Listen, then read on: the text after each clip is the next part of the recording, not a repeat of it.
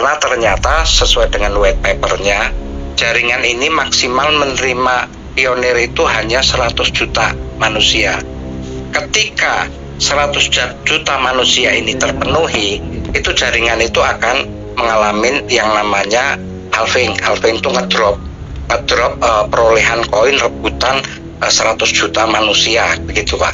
Nah, ketika itu jaringan kedrop, itu Bapak nambang pakai handphone itu bukan nggak bisa ya, tetap bisa, tapi perolehannya akan sangat kecil dan bisa jadi satu koin di masa depan. Untuk memperoleh satu koin di masa depan itu butuh waktu bisa 4 tahun kalau menambang menggunakan handphone, begitu Pak.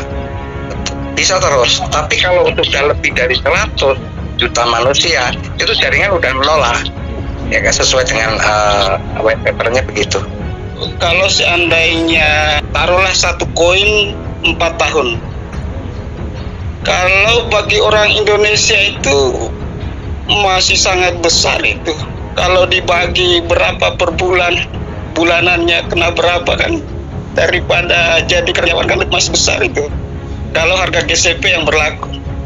Nah itu dia Pak, jadi artinya kalau GCP yang Bapak maksud itu 314159, tapi ketika GCP itu ditetapkan oleh algoritma matematika di konsensus jaringan oleh mesin yang menetapkan, kalau ternyata harganya tidak sesuai dengan GCP yang dieforiakan oleh masyarakat secara umum dunia yang itu 314159 itu, apa yang terjadi? Itu kan, nah kita mengantisipasi GCP itu belakangan, nggak usah repot kita mikirin karena ada mekanismenya. Yang perlu kita lakukan sekarang adalah bagaimana kita mengeruk secepat-cepatnya, sebanyak-banyaknya koin masa sekarang, mumpung sebelum halving di masa ke depan, gitu Pak. Nah kalau harganya ternyata GCP-nya terbentuk open mainnet $20 gimana? Bapak marah nggak? Kan gitu maksudnya. Ya kita, kalau kita juga terima, tapi kan Nicholas yang dia pegang 20 miliar koin itu berarti koin sampah juga itu.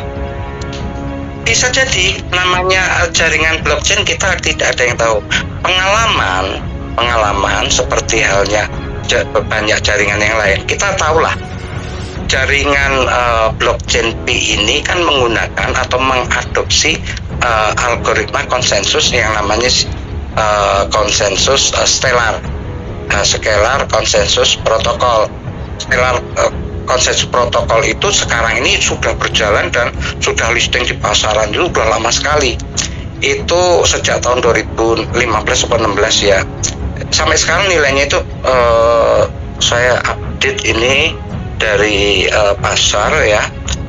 Ini kita lihat jaringan stellarnya sendiri nilainya itu $0,15 Pak.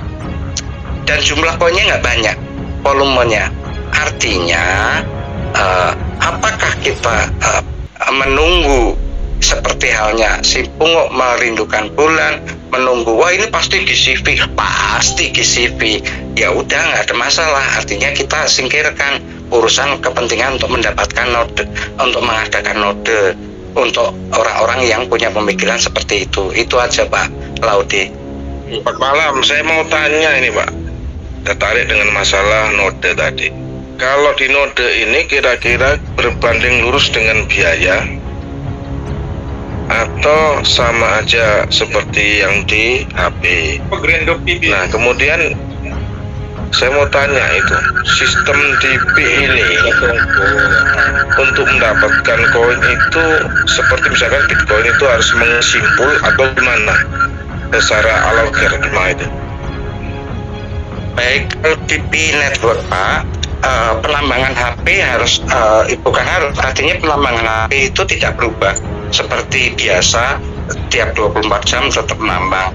Nah, penambangan node itu adalah hanya tambahan, tetapi tambahan perolehan koinnya itu berkali-kali lipat kecepatannya tiap waktu. Karena setelah setiap selesai menyelesaikan penyelesaian matematik istilahnya matematik transaksi itu pemilik node itu akan mendapatkan banyak koin gitu. Rata-ratanya ya itu tergantung daripada koneksi, tapi yang kita alamin dengan node yang kita siapkan untuk didistribusikan di semua wilayah itu bisa 14 kali lipat lah kurang lebih ya. Itu tergantung koneksi jaringan sih sebenarnya. Saya bilang tadi kan banding lurus dengan biaya. Ketika biaya node dibuat itu misalkan ya kalau misalkan di Bitcoin itu kan ada beberapa rig atau mungkin Atmega atau segala ATM atau Mega itu segala macam itu kan harganya kan ada yang mahal ada yang murah. Seperti misalkan kayak orang menambang Bitcoin itu kan misalkan dengan rig lah antara 6 rig dan 2 rig atau mungkin 1.100 rig itu kan lain nanti. Tapi beda-beda. Iya, beda-beda. Kalau ini sifatnya personal, P-network itu anggap aja rata-rata 14 coin per hari, dan itu tidak membutuhkan rig dengan kemampuan GPU yang tinggi yang digunakan. Jadi konsensus protokol Stellar yang diadopsi oleh P ini hanya membutuhkan prosesor saja dengan memori yang tidak terlalu tinggi. 16 memori 16 GB itu sudah sangat nyaman. Bahkan sambil nambang itu komputernya juga tetap bisa dipakai untuk keperluan administratif lainnya. Itu bedanya di situ. Jadi tidak membutuhkan rig yang semakin banyak GPU-nya semakin tinggi kecepatannya, tidak ada sistem yang disebut dengan sistem pembentukan hash itu nggak ada kalau di dalam P. Sederhana sistem SCP itu Stellar Consensus Protocol itu sederhana. Jadi peralatan yang dibutuhkan juga sebanding, artinya kalau di luar itu kita dengar kan sampai ada yang jual itu untuk satu CPU itu untuk mining P itu sekitar 35 juta gitu kan. Nah ini kita ada subsidi karena IT-nya juga PT PFB itu punya IT yang kuat juga. Cukup satu CPU itu kontribusinya cuma 10 juta rupiah. Itu sudah sangat bagus sekali. Monggo Pak Firman.